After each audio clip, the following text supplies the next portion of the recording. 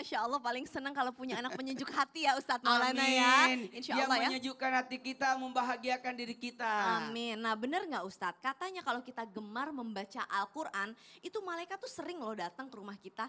Mohon tausiahnya. Makasih banyak. Izin Habib dan Ustaz Sam.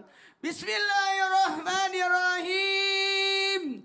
Assalamualaikum warahmatullahi wabarakatuh.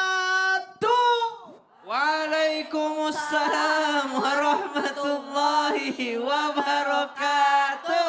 Jamaah. Yeay. Oh jamaah. Yeay. Alhamdulillah. Alhamdulillahirrabbilalamin. Allahumma salli ala Sayyidina Muhammad wa ala ali Sayyidina Muhammad. 25 Rajab 1445 Hijriah. Pertanda satu hal buat kita, semoga kita diberikan keberkahan. Hari ini kita membahas tentang siapakah yang dicintai malaikat.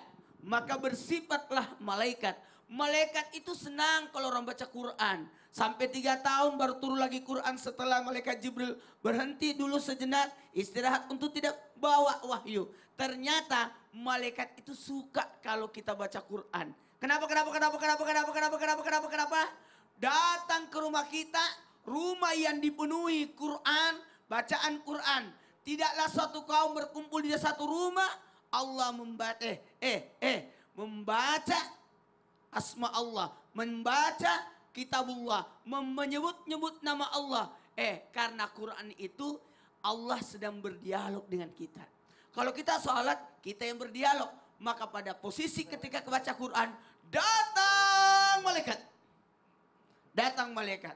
Dan ingat, rumah yang dibacakan Al-Quran, maka penuh dengan cahaya. Jamaah. Yeay. Khairukum man ta'allamal Qur'an wa 'allamahu. Sebaik-baik manusia yang mempelajari Al-Quran dan mengamalkannya. Jadi Allah. membaca juga, belajar juga. Tadabur juga. Iya, Tapi kalau bacanya cepet-cepet nggak tartil, ngasal boleh nggak sih Ustadz? Atau baiknya tuh tartil? Itulah hebatnya Quran. Mengerti tidak mengerti dapat pahala. Masya Allah. Tapi Lancar pelan dapat pahala. Tapi yang terbata-bata lebih banyak pahalanya. oh Masya Karena Allah. wala berarti banyak Oh pahalanya. Masya Allah, jazakallah khair Ustadz Iya. Maulana. Kasih tepuk tangan dulu dong ibu-ibu. Waduh jadi semangat ya, kita pengen baca Al-Quran nih abis ini nih. Ustadz Syam, abis ini kita Siap. mau nanya dong, kalau misalkan kita kan insya Allah ya Bu, orang kalau dibilang soleh, ini soleh banget loh sholat 5 waktu. Bukan soleh, itu memang kewajiban. Kewajiban, Masya Tapi Allah. kadang-kadang ya ini juga sekalian tips deh gitu. Kita kadang-kadang yang penting tuh sholat gitu loh. Padahal kalau sholat di awal waktu, katanya itu adalah hal yang disukai malaikat dan itu sebenarnya nilai pahalanya lebih tinggi. Gimana caranya supaya kita bisa melawan hawa nafsu kita untuk selalu sholat tepat waktu? Mohon tausiahnya. Bismillahirrahmanirrahim. Tabe guru-guruku, Ustaz Maulana, Habib Utsman, Kak Caca, serta seluruh jamaah yang dimuliakan Allah Subhanahu wa taala. Al-Qur'an, surah Al-Mu'minun ayat 9 sampai dengan ayat 11. A'udzu billahi minasy syaithanir rajim. والذين هم على صلواتهم يحافظون أولئك هم الوارثون الذين يرثون الفردوس هم فيها خالدون.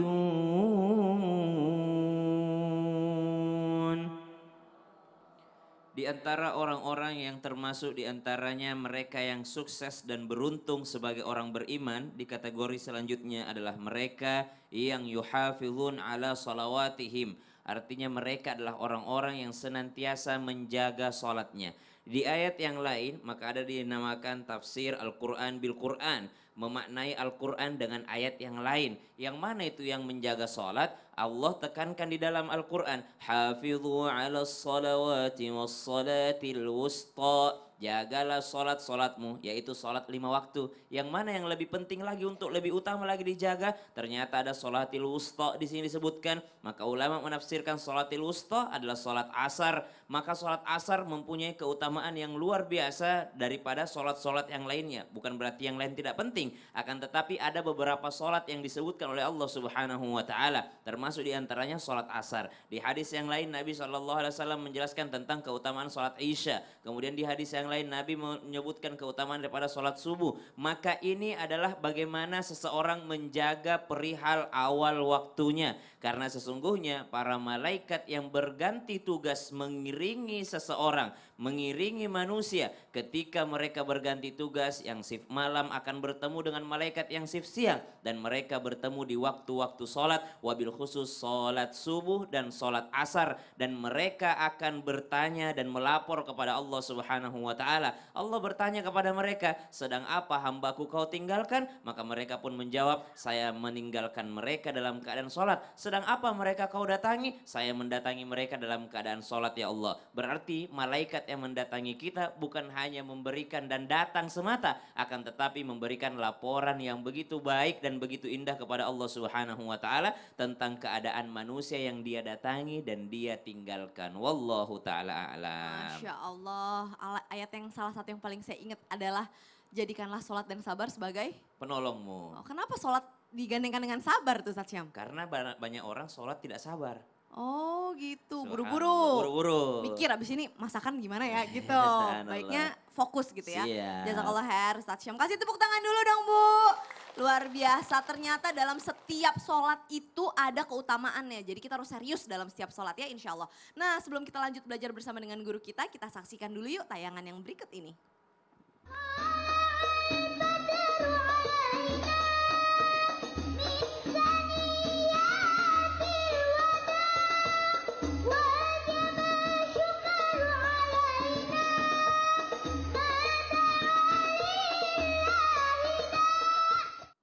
Masya Allah lucu ya kalau anak kecil itu dari kecil udah biasa zikir. Masya Allah Habib Uthman. Ini jadi inget sama Kholi deh. Kholi kan kalau kita lihat ya di sosial media ya Masya Allah banget ya. Habib tuh sangat mengajarkan tauhid dalam kehidupan sehari-hari. Nah berbicara. Dia jus 30 loh. Masya Umurnya, Allah. 4 tahun. Makanya Masya Allah belum sampai seneng 4 tahun. banget.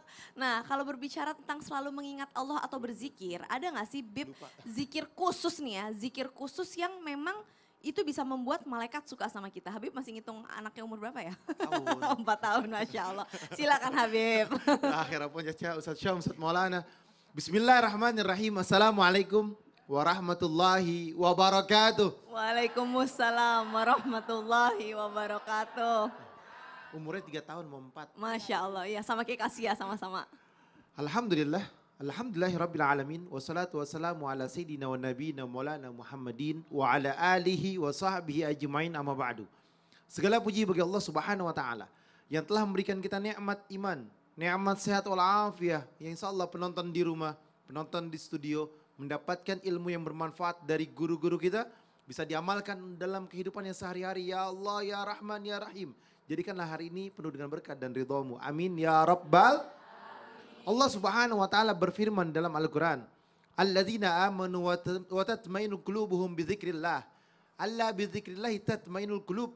Qala Rasulullah sallallahu alaihi wasallam, "Afdalu ma qultuhu anna wan nabiyyuna min qabli la ilaha illallah." Yaitu orang-orang yang beriman yang dimana mereka hatinya menjadi tentram ketika mengingat Allah Subhanahu wa taala. Ingatlah, hanya dengan mengingat Allah, hati mereka menjadi tenang, bahagia, dan mendapatkan keridhoannya Allah Subhanahu wa taala. Dan sebaik-baik mereka dalam hadisnya Rasulullah sallallahu alaihi wasallam, afdulu dzikri fa'lam annahu la ilaha illallah. Dan sebaik-baiknya zikir adalah mengucapkan la ilaha illallah. Ketika seorang dia membacakan zikir kepada Allah Subhanahu wa taala, dia duduk di rumahnya, dia duduk di kamarnya, maka Allah Subhanahu wa taala menurunkan malaikat di dalamnya. Yang di dalamnya bentuk daripada rahmatnya Allah Subhanahu wa taala. Dan turunnya malaikat mendoakan. Menjadikan sebuah keberkahan, dekat dengan para malaikat, dekat dengan orang-orang yang alim, orang-orang yang saleh, Kenapa? Orang yang alim, orang yang saleh selalu ingat kepada Allah Subhanahu wa taala. Ketika kita ingat kepada Allah, kita berada dengan orang-orang yang saleh, duduk bersama mereka, dibacakan zikir, tahlil, ratib dan lain sebagainya, itu bentuk ketenangan, itu bentuk rahmat dari Allah, itu bentuk perlindungan dari Allah Subhanahu wa taala. Dan kita sebagai hamba Allah selalu berharap akan ridhonya Allah Subhanahu wa taala. Oleh karena itu, biasakanlah diri kita, biasakanlah keluarga kita, biasakanlah anak-anak kita selalu ingat kepada Allah Subhanahu wa taala dengan cara apapun, yakni dengan baca ratib, baca maulid, baca macam-macam. Yang penting dia berzikir kepada Allah, berselawat kepada Nabi Muhammad sallallahu alaihi wasallam. Jadi intinya adalah berzikirlah setiap saat. Betul. Apapun zikirnya itu, Apapun tapi zikirnya. memang yang paling utama adalah Tapi nggak boleh subhanallah, subhanallah, subhanallah, niatnya buat pamer. oh nggak boleh, niatnya buat yang penting niatnya ya Beb. Niatnya, nah, Baik. semua tergantung niatnya. Jazakallah khair Habib, luar biasa. Kasih tepuk tangan dulu dong Bu. Ibu-ibu jangan lupa zikir pagi ya habis ini ya. Nah by the way nih Bu, ada pertanyaan yang masuk ke media sosial kita nih, ada di Instagram di @csari57. Kita jawab, baca ya. Assalamualaikum Ustadz, tanya dong, saya mau tanya Ustadz Maulana, kalau orang yang bikin sakit hati keluarga kita itu disukai gak sih sama malaikat? Tentu tidak. Hah? Kenapa? Bagaimana mungkin orang itu dicintai malaikat kalau membuat keluarganya sakit hati? Oh gitu, terus apalagi hal-hal yang membuat malaikat gak suka sama kita Ustadz? Sebenarnya gini, kita bahas nanti aja deh. Sekarang aja dong Ustadz. Nanti aja. Aduh nanti aja yaudah kalau gitu. Jamaah jangan kemana-mana, tetap di Islam itu indah. Jamaah. Alhamdulillah. Ustadz penasaran banget.